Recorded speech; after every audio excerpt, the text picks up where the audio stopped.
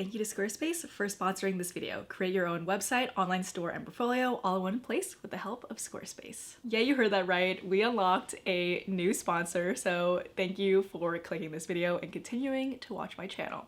I just got back from Austin, Texas for a art market at South by Southwest, and although the art market didn't go as expected, which I'll talk about later, Austin was a really great city. Food was great. Everyone I met in Austin was amazing. So I had a really great experience with Austin in general. If you're new here, hello, I'm Katie and I'm an illustrator. It's actually, I think in March was my 6-month anniversary of being full-time. So hello, you're just getting a first look at a girl who is just figuring things out as she goes. And if you were in Austin and you said hi, and I asked you to be in the vlog, surprise, you are in this vlog. And I will save my thoughts because I do have a few thoughts on like the art market in general and how it was run and my experience traveling for the first time. I'm gonna save that all for the end of the video. Like I said, this is my first time traveling far from an art market, and it's also my second big market in general. So I really just want to share my experience with you guys. Maybe my experience will help you with art markets if you're an artist, or if you just like watching these videos, hey, you're welcome here too. I'm gonna jump right into this vlog, setting up my booth, and then I'm gonna do a whole separate Austin, Texas sketchbook tour video to show you what else we did. Because I went with my family, my grandma and my brother from LA met us there, so we kind of made a whole trip out of it. So if you're excited, give this video a big old Texas yeehaw. 1 yeehaw equals 1 thumbs up. And also consider subscribing to my channel. Let's just say 1 subscribe equals 10 yeehaw, okay? Thank you. Now let's set up. Starting setup.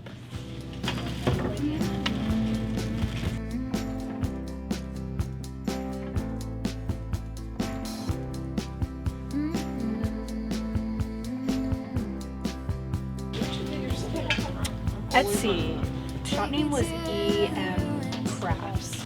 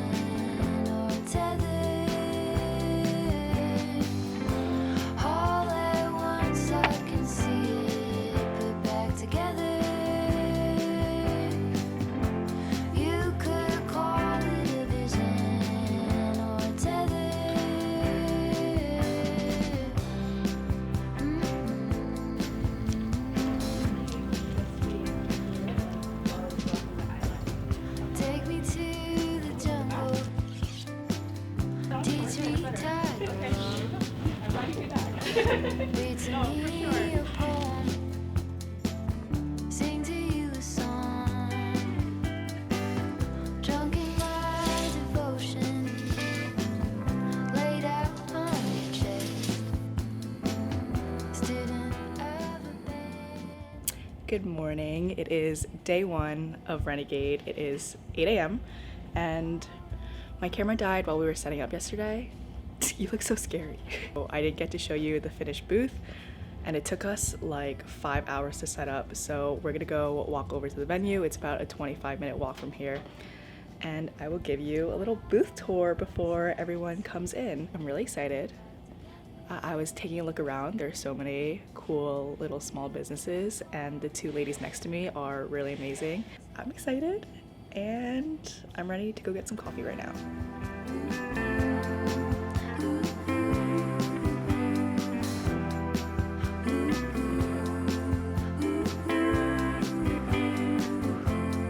Booth tour time. This is a 4x10 foot single space. There was a column there that kind of obstructed me a little bit, but there was a outlet there, so I didn't mind that much.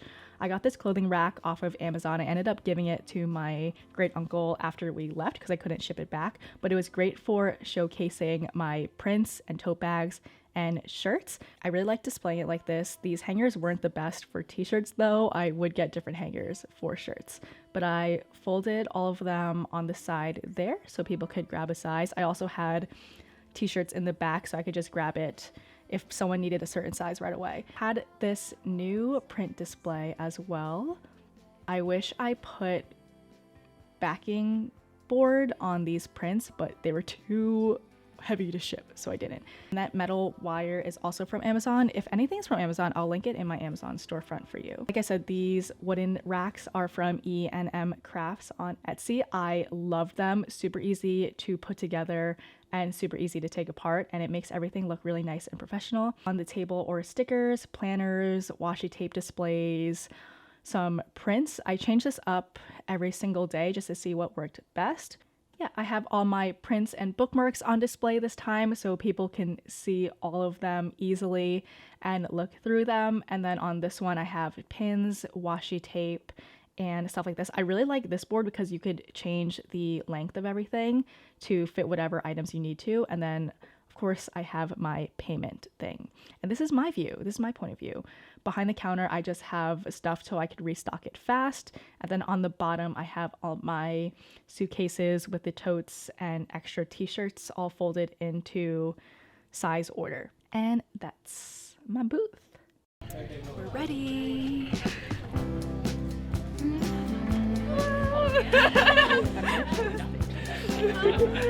Hi. Perfect.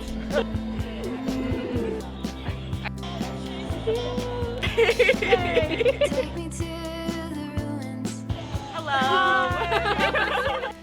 Good morning. It is day 2 of Renegade Craft. I didn't film that much because there was a lot going on yesterday, but yesterday was a lot slower than the one in New York. It was just kind of like a steady stream of people, but it was a Thursday, so everyone was probably at work. Most of the people who came had like the South by Southwest badge on.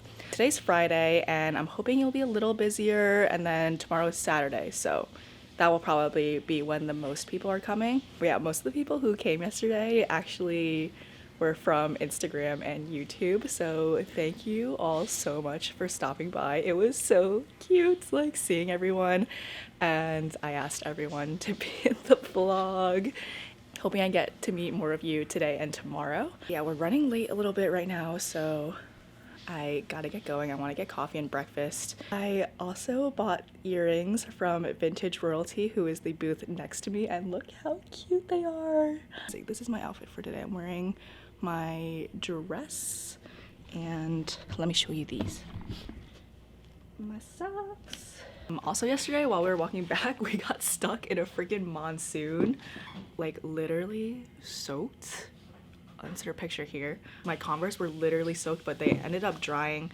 I like air dried them, but I really don't want to wear these again. They're so uncomfortable. I'm gonna make a separate like through my sketchbook video with everything we're doing in Austin because I think that will be fun. So I'm gonna keep this video more towards the craft show, and then the other one will be like what we actually did in Austin. So kind of like the Oregon, California video where like I did sketchbook pages based on what we did. And yeah, I gotta go now. Bye-bye. I'll see you there.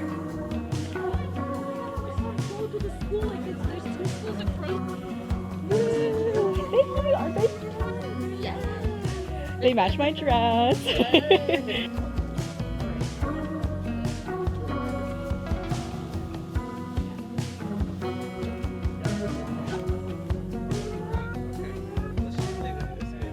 Good luck to you. Cool outfit. Got there in the mornings. All I had to do was make sure my Square Reader was connected to my Squarespace storefront. Huge shout out to Squarespace for sponsoring this video. I'm really excited about this partnership because I've been using them for years. Super easy and intuitive to design a new website to showcase your work, and they have lots of templates to help you get started. You can create an online portfolio to showcase your art. Or one of the best features for me is the storefront. It's so easy to create your own shop. I have my main shop and my secret shop through Squarespace. It's really easy to quickly add new items and customize your shop to your liking. What I've done here for online events is I've created a separate locked storefront for my items, and it seamlessly connects to my Square Reader.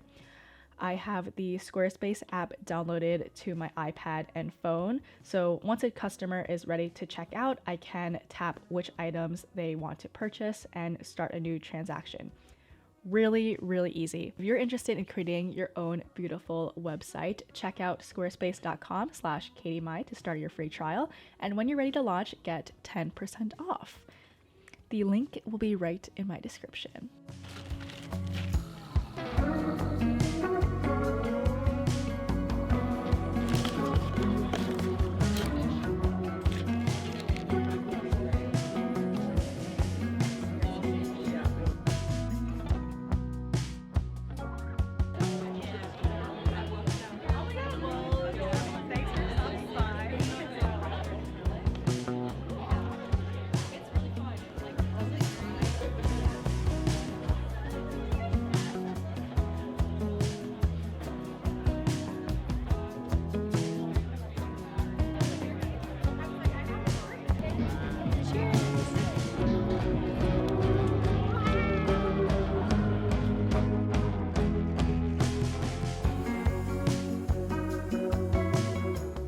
So again, from the hotel room, it is the last day of Renegade Craft, day 3.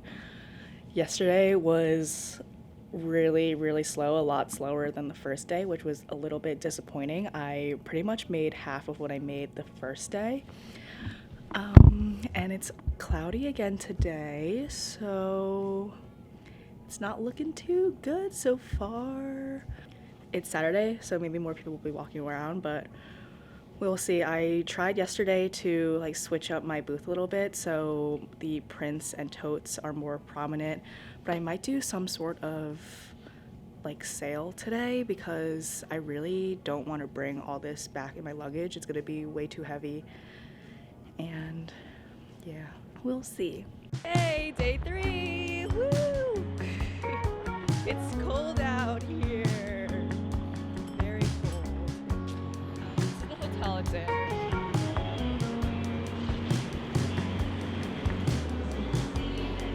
Okay, see, it's on the second floor, so I feel like that's why it's been hard to like find it. This is really good.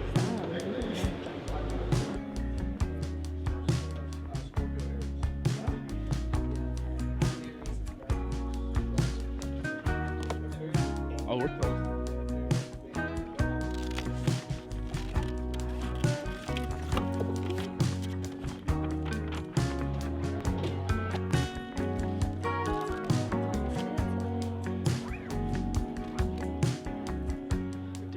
Today.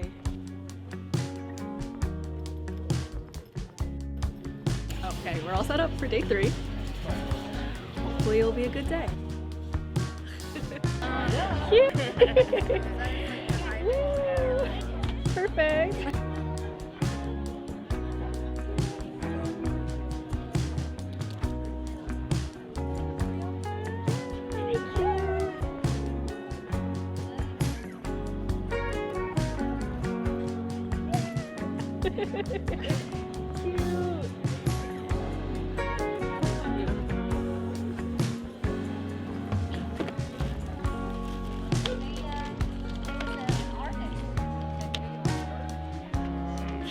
We're done! I actually have a lot of room left in my suitcases, so yeah, we're done.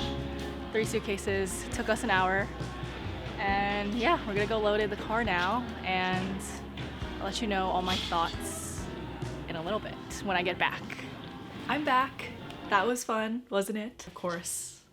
Here are my thoughts on the whole experience. I did this with Renegade Craft. This was the second Renegade Craft I did. I did a whole video on my experience in New York, and that one was a really positive experience. I had a really great time in New York. Because that was my first art market, I felt like I had really high expectations as to what this one would be, especially because it was in conjunction with South by Southwest. Before I get into things, I do want to also remind you that this is only my second big art art market like this. I have done one other solo pop-up before, but I think that is kind of like in a different realm of a craft market with like hundreds of vendors.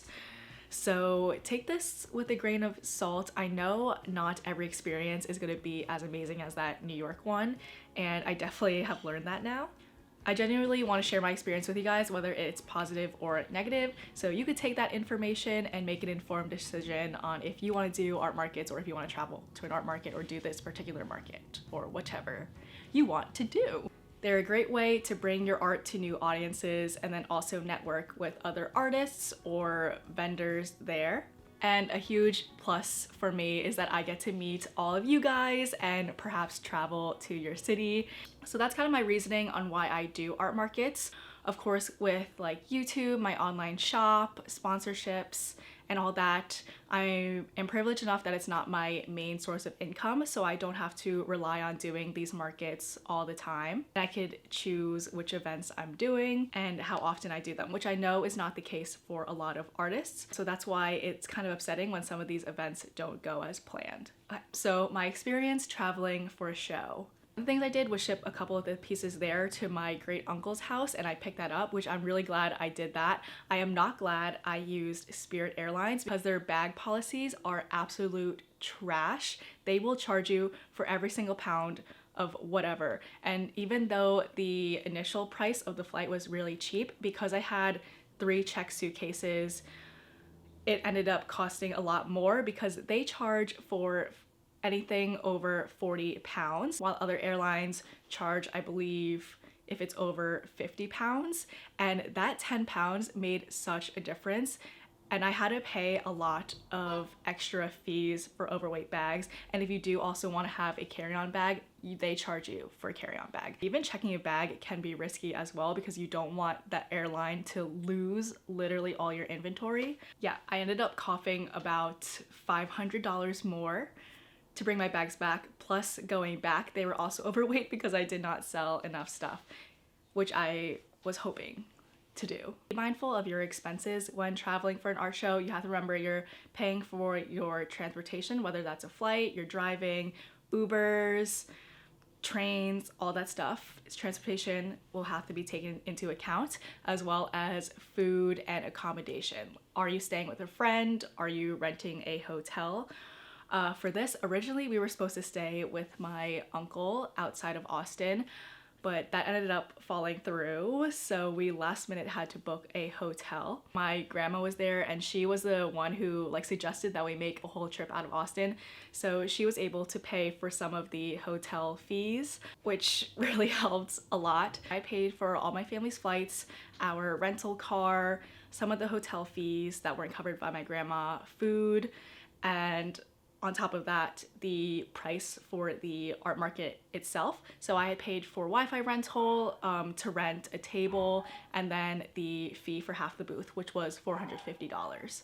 Also, the Wi-Fi was $40 and it didn't even work. I ended up just using the hotel Wi-Fi, so they didn't refund me for that, which was a little bit annoying. Things add up really, really quickly.